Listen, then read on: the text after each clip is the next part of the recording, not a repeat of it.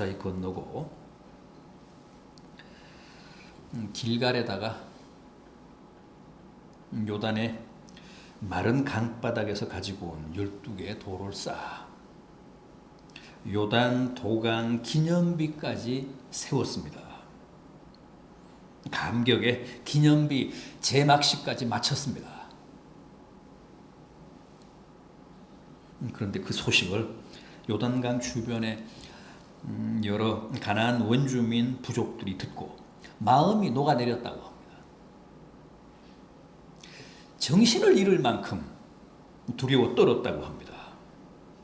저렇게 놀라운 기적을 행하시는 하나님을 모신 이스라엘이 요단을 마른 땅처럼 건너서 이 가나안 땅에 발을 내디뎠으니 이제 자기들의 땅을 정복하고 차지하는 것은 시간 문제라고 생각했기 때문입니다. 그래서 다 숨을 죽이고 이스라엘의 다음 행보를 지켜보고 있습니다. 자, 이렇게 요단을 건넌 이스라엘에게 하나님이 가장 먼저 명하신 게 뭡니까? 할례입니다. 할례를 행하라고 하셨습니다. 오늘 본문 5장 2절을 보십시오. 그때에 여호와께서 여호수아에게 이르시되 너는 부싯돌로 칼을 만들어 이스라엘 자손들에게 다시 할례를 행하라. 할례가 뭐라고요? 요즘 우리식으로 말하면 포경수술. 우리는 요즘 와서 열심히 하고 있는데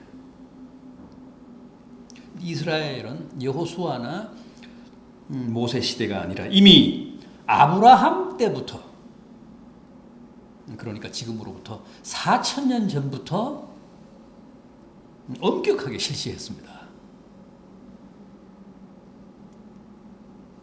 물론 우리는 지금도 뭐 종교의식으로 할례를 받는 것은 아닙니다. 포경수술을 하는 것은 아니죠. 위생상의 문제로, 건강상의 문제로 포경수술을 합니다. 받습니다. 유럽에서도 2차 대전까지만 해도 오직 유대인들만 할례를 받았습니다. 다른 나라 사람들, 다른 민족들은 할례를 행하지 않았습니다. 포경수술을 하지 않았습니다. 그래서 히틀러가 독일을 위시해서 전 유럽을 이잡듯 뒤지며 유대인들을 색출할 때 겉모습만으로는 구별이 안 되잖아요. 식별이 잘 안 되잖아요. 이미 2000년 가까이 다른 유럽 사람들과 다른 민족들과 섞여 살았기 때문에 겉모습으로는 구분이 안 됩니다. 그래서 사용했던 가장 확실한 식별 방법이 바로 할례를 받았느냐 받지 않았느냐, 그걸 이제 확인함으로써 유대인들을 색출해냈던 겁니다. 유대인들은 세계 어디서든 남자는 생후 8일이 되면 무조건 할례를 행했습니다. 그게 바로 선민, 하나님이 택하신 백성임을 뜻하는 스티그마, 표식이었기 때문입니다. 그래서 유대인들은 100% 남자들은 다 할례를 받았습니다. 그랬기 때문에 히틀러가 그 할례로 유대인들을 가려낸 겁니다. 창세기 17장 9절 이하를 보면 이렇습니다. 이게 하나님이 아브라함에게 주신 그 할례에 관한 최초의 분부입니다. 너는 내 언약을 지키고 내 후손도 대대로 지키라. 너희 중 남자는 다 할례를 받으라. 이것이 나와 너희와 모든 후손 사이에 지킬 내 언약이니라. 너희는 포피를 베라. 이것이 나와 너희 사이의 언약의 표징이니라. 너희의 대대로 모든 남자는 난지 8일 만에 할례를 받을 것이라. 할례를 받지 아니한 남자 곧 그 포피를 베지 아니한 자는 내 백성 중에서 끊어지리니 그가 내 언약을 배반하였음이니라. 이렇게 엄격하게 하나님이 아브라함에게 율례를 주셨습니다. 내가 택한 백성 너의 후손들은 대대로 할례를 받아야 한다. 할례를 받지 않으면 내 백성 중에서 끊어지리라.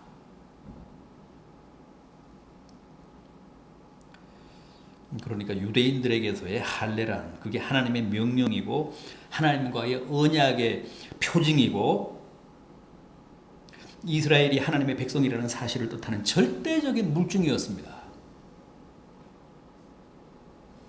그래서 이스라엘이 애굽에서 400년간 430년간 종살이 할 때도 그 할례 의식은 계속됐습니다. 그런데 출애굽할 때는 성인 남자들은 다 할례를 받고 이제 나온 거죠. 그랬기 때문에 출애굽 세대는 문제가 없었습니다. 그러나 그 출애굽 세대는 다 광야에서 죽었잖아요. 애굽에서 할례를 받고 나왔던 출애굽 세대는 다 죽었습니다. 여호수아와 갈렙 외에는 다 죽었습니다. 지금 신세대는 광야 생활을 하는 동안에 출생한 사람들입니다. 40년간 광야를 유랑하면서 출산을 했던 세대가 바로 지금 신세대입니다. 지금 가나안에 입성한 세대입니다. 그런데 이 가나안 그 입성한 세대, 이 신세대들은 광야 세대들은 할례를 못 받았습니다. 그 광야를 유랑할 때는 한 번도 할례를 행하지를 못했습니다.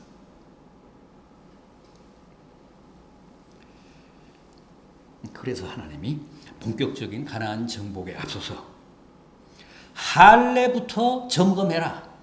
그래서 할례를 못 받은 그 광야 세대는 다 할례를 행해라. 그래서 하나님의 택하신 백성으로서의 정체성과 동일성을 확실히 한 다음에 진군하라. 그걸 여호수아에게 요단강을 건넌 이스라엘 백성들을 향한 최초의 그 명령으로 주신 겁니다. 5절을 보십시오. 그 나온 백성은 다 할례를 받았으나 다만 애굽에서 나온 후 광야길에서 난 자는 할례를 받지 못하였습니다. 7절도 보십시오. 그들의 대를 잇게 하신 이 자손에게 여호수아가 할례를 행하였으니 길에서는 그들에게 할례를 행하지 못하였으므로 할례 없는 자가 되었음이었더라. 하나님은 이렇게 당신의 백성들이 언제 어디서나 그 고유한 정체성을 잃지 않고 하나님의 자녀들로서의 그 확실한 동일성을 지키며 살기를 바라십니다.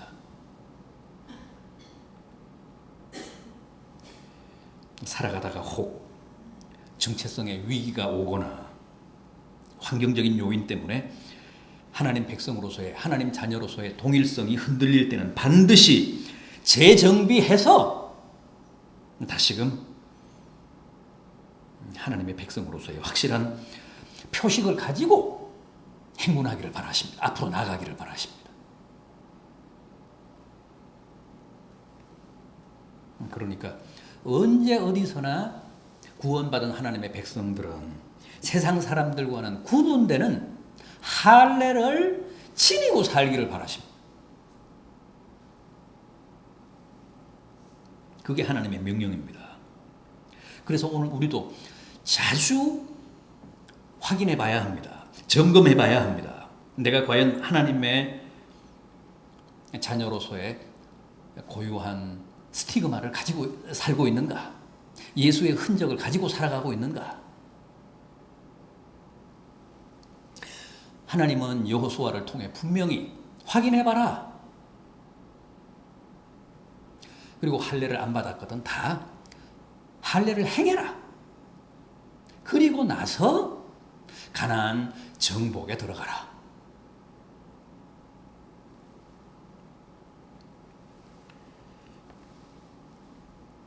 오늘 우리도 마치 유대인들의 할례와 같은 그런 확실한 하나님의 자녀들로서의 표징이 있는지를 부단히 확인하고 언제나 할례를 품고 살아야 된다는 거죠. 마음에 할례를 가지고 살아야 된다는 겁니다.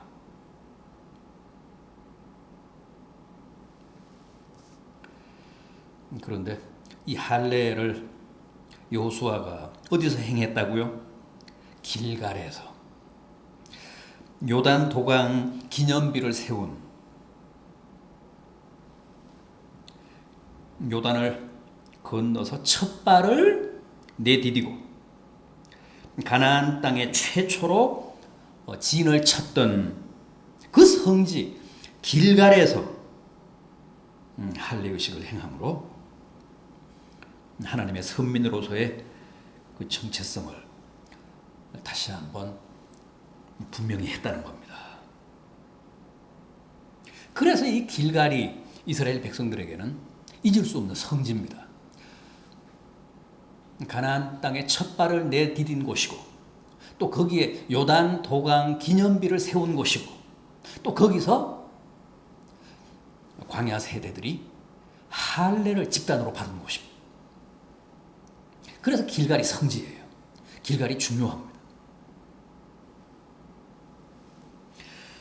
또 하나 길갈에서 기억할 만한 사건이 있었습니다. 뭡니까? 거기서 만나가 끝났다는 거예요. 지난 40년간 광야 생활을 하며 먹었던 만나가 거기서 멎었습니다. 12절을 보십시오. 그 땅의 소산물을 먹은 다음 날에 만나가 그쳤으니 이스라엘 사람들이 다시는 만나를 얻지 못하였고 그 해에 가나안 땅의 소출을 먹었더라. 광야 생활을 하는 동안에는 식량이 자급자족이 안 됐습니다. 왜냐하면 어디 머물러서 뭐 땅을 경작할 수 있는 그런 처지가 아니었기 때문에 날마다 유랑을 했기 때문에 가나안을 향해 앞으로 진군을 했기 때문에 농사를 지을 수가 없었습니다. 식량이 조달이 안 됐습니다. 그래서 하나님이 광야 생활을 시작하면서부터 애국에서 가지고 나온 식량이 떨어진 시점부터 지난 40년간 새벽마다 이슬이 내릴 때 만나를 함께 내리게 하셔서 만나로 주식을 삼게 하셨습니다. 그런데 이제 가나안 땅에 발을 내디디고 이제 가나안 땅에 정착해서 경작을 함으로 이제 살게 된 거죠. 거기에서 농사를 지으며 식량을 스스로 마련할 수 있는 환경이 됐습니다. 그래서 그 길갈에서 하나님이 만나를 거두셨다고 합니다.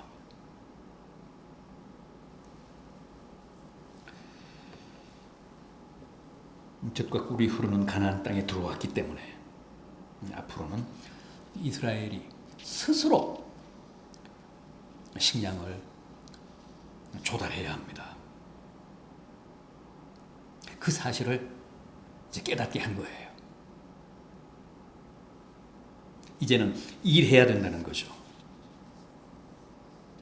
일해서 스스로 식량 문제를 해결해야 된다는 겁니다. 그래서 길갈에서부터 식량이 끊어졌다고 합니다.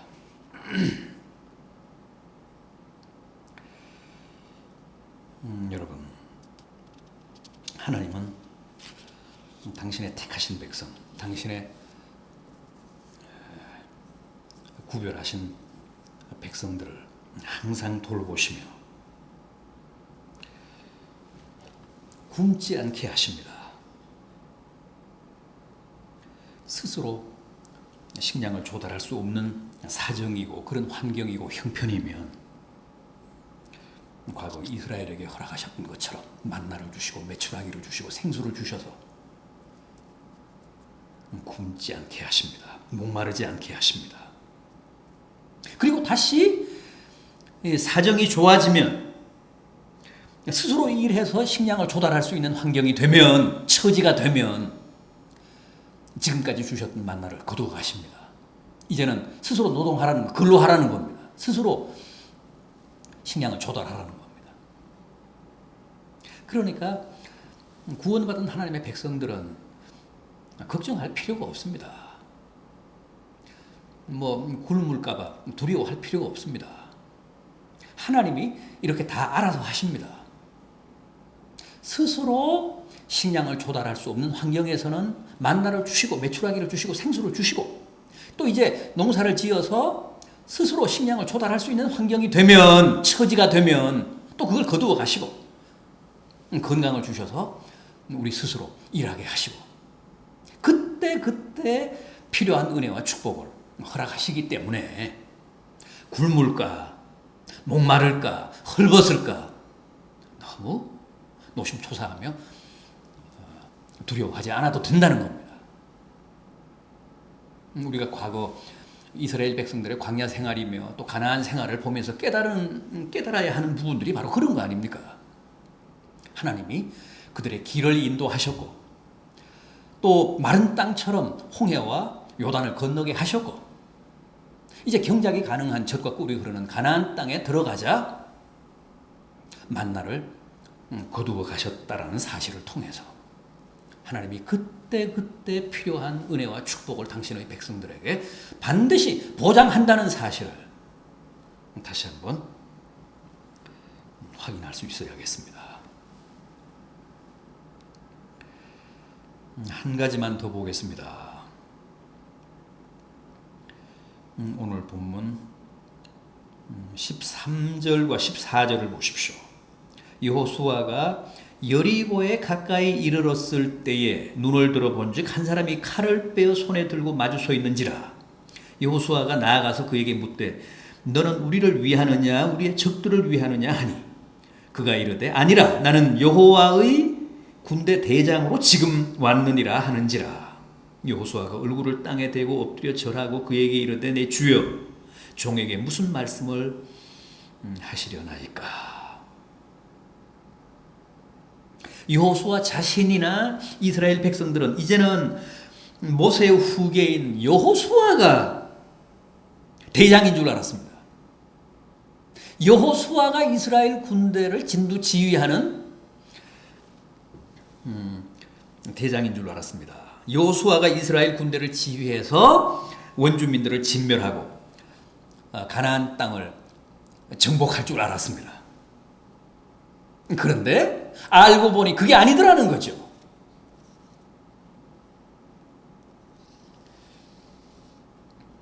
하나님은 그 사실을 여리고 정복에 앞서서 여호수아와 이스라엘 백성들에게 확실하게 깨닫게 하셨습니다.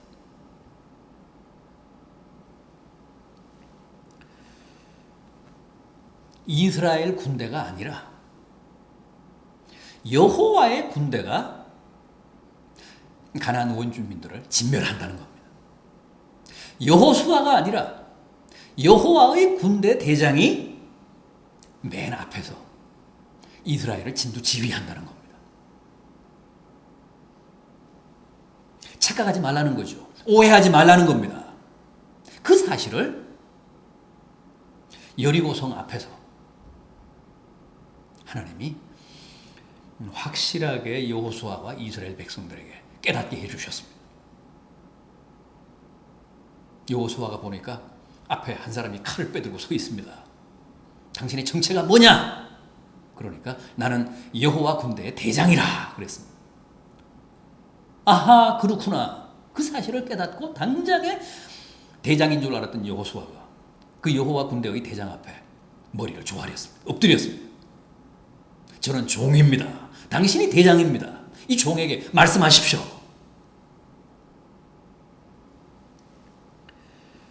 언제나 그렇습니다.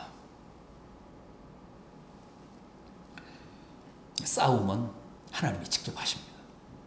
전쟁은 하나님이 하십니다. 하나님이 당신의 군대를 보내사